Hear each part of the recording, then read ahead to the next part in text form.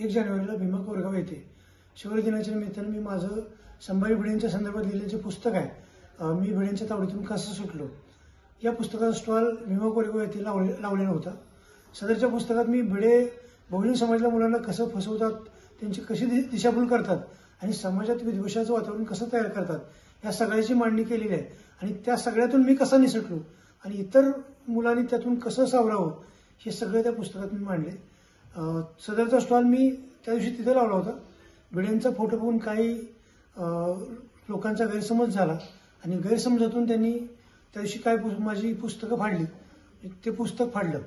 भिडेंचा photo बघून जी चिडलेली लोक होती त्यांना त्या रागात त्यांनी 12-1300 पुस्तकं फाडून टाकली. खरं तर मी त्यांना सांगत होतो की बाबा या पुस्तकात मी भिडेंच्या विरोधात लिहिले, पण ते ऐकायच्या मानसिकतेत नव्हते, ते चिडलेले होते, त्यामुळे त्यांनी ती पुस्तकं फाडून टाकली. त्यांचा राग साहजिक आहे, त्यांनी जे सोसले जे भोगले तो राग त्यांनी व्यक्त केलाय. आता त्यानंतर हजारो लोकांनी मला पाठबळ देत माझ्या पाठीशी उभं राहत माफी मागितली, त्या पुस्तकाच्या प्रती मागितल्या. साधारण मला त्यानंतर 1,000-1,500 लोकांचे फोन आलेत आणि त्या सगळ्यांनी मला पाठिंबा देत माझ्या पाठीशी उभे राहण्याचा निर्धार केलाय आणि जवळपास 1000वर प्रती त्यांनी मागून घेतलेत.